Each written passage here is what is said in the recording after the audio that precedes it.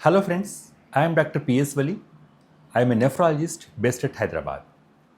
ఈ వీడియోలో ఒక మోస్ట్ ఇంపార్టెంట్ కాన్సెప్ట్ మనందరికీ కామన్గా వచ్చే డౌట్ ఇది.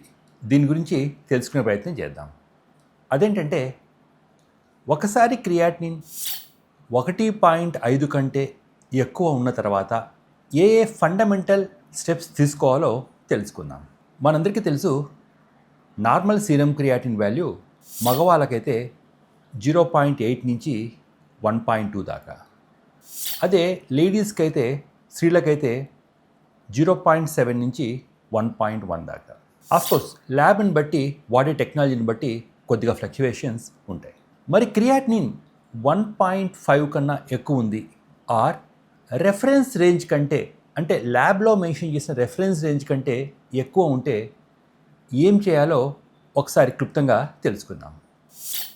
నెంబర్ 1 పాయింట్, క్రియాటినిన్ 1.4, 1.5 ఉంది అంటే మీరు అర్థం చేసుకోవాల్సింది మీ డిసీజ్ ఇంకా చాలా అర్లీ స్థాయిలో ఉందని. సో ప్యానిక్ మోడ్ను వదిలేసి 1.4, 1.5 అర్లీ దశలో ఉంది కాబట్టి ఈ దశలోనే దీని మీద మ్యాక్సిమం ఫోకస్ పెట్టి మన అనాలిసిస్ చేయించుకుంటే జబ్బు ముందుకెళ్ళే అవకాశం చాలా వరకు తక్కువ అవుతూ ఉంటుంది. సో 1.4, 1.5 క్రియాటిన్ గురించి కంగారు పడకండి, అలాగని చెప్పి లైట్గా కూడా తీసుకోకండి. ఎందుకంటే ఇది ఒక గోల్డెన్ విండో. గోల్డెన్ విండో అంటే ఏంటంటే ఈ మూమెంట్లో మనం ఒక ప్రాపర్ యాక్షన్ తీసుకొని ఒక ప్రాపర్ ఎక్స్పర్ట్తో అనాలిసిస్ చేయించుకుంటే 100% జబ్బు యొక్క ఆ స్పీడ్ని మనం తగ్గించుకునే అవకాశం ఎంతో ఉంటుంది. Second point, trend. ఈ లైఫ్లో ట్రెండ్ అనేది చాలా ఇంపార్టెంట్. ట్రెండ్ అంటే ప్రోగ్రెషన్. ఇవాళ ఎంత ఉంది, ఆఫ్టర్ 1 వీక్ ఎలా ఉంది, ఆఫ్టర్ 2 వీక్స్ ఎలా ఉంది. సో ఒక్క క్రియాటిన్ గురించి మాత్రమే, ఒక సింగిల్ వాల్యూ గురించి మాత్రమే టెన్షన్ తీసుకోకండి. ఆల్వేస్ ఈ క్రియాటిన్ కావచ్చు, యూరియా కావచ్చు, ఆర్ ఇంకేదైనా పారామీటర్ కావచ్చు, always look in terms of trend. అంటే దాని ప్రోగ్రెషన్ ఎలా ఉంది. ఇవాళ 1.4 ఉంది, ఆఫ్టర్ 1 మంత్ కూడా 1.4 ఉంది, ఆఫ్టర్ 2 మంత్స్ కూడా 1.4 ఉంది అంటే ఇది మోస్ట్ ఆఫన్ షుగర్ వల్ల, బీపీ వల్ల, ఏజ్ వల్ల వచ్చిన ఒక లాంగ్ స్టాండింగ్ డిజార్డర్ అనుకోవచ్చు.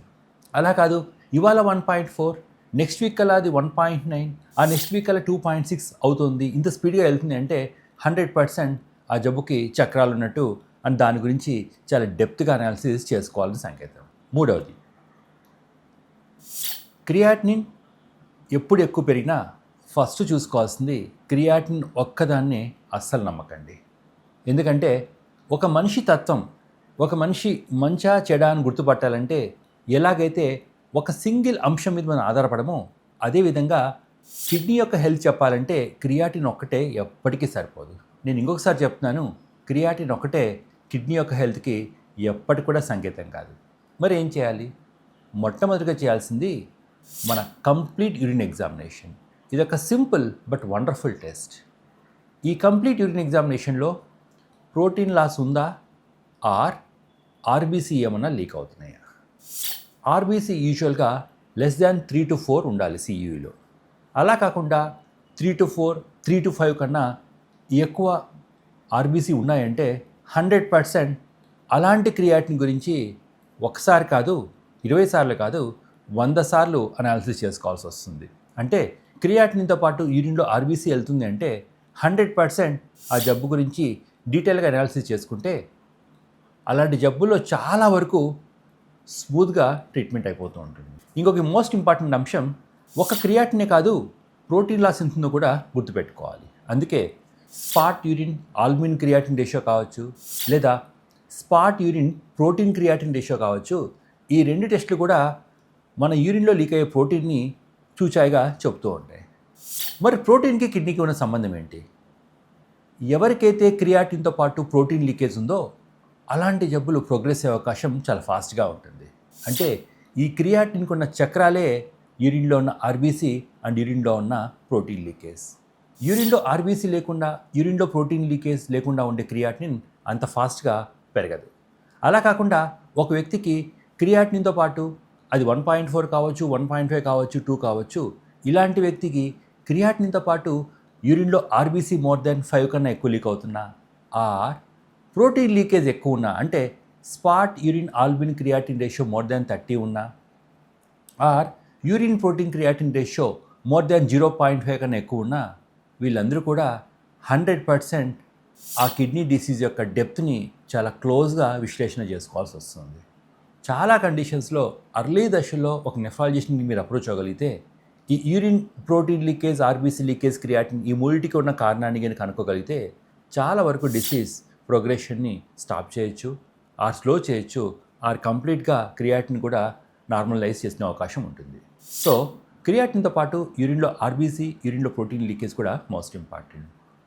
లాస్ట్ గుర్తుపెట్టుకోవాల్సింది, ఎప్పుడు మీకు క్రియాటిన్ పెరిగినా ఫస్ట్ మీరు ఫోకస్ చేయాల్సింది మీరు వాడుతున్న మెడిసిన్స్ని నెఫ్రాలజిస్ట్ చూపించి ఈ మెడిసిన్స్ వల్ల ఏదైనా క్రియాటిన్ పెరుగుతుందా, లేక క్రియాటిన్ పెరిగిన వాళ్ళలో ఈ మెడిసిన్స్ యొక్క డోస్ ఏమైనా తగ్గించుకోవాలో క్లియర్గా డిస్కస్ చేసుకోండి.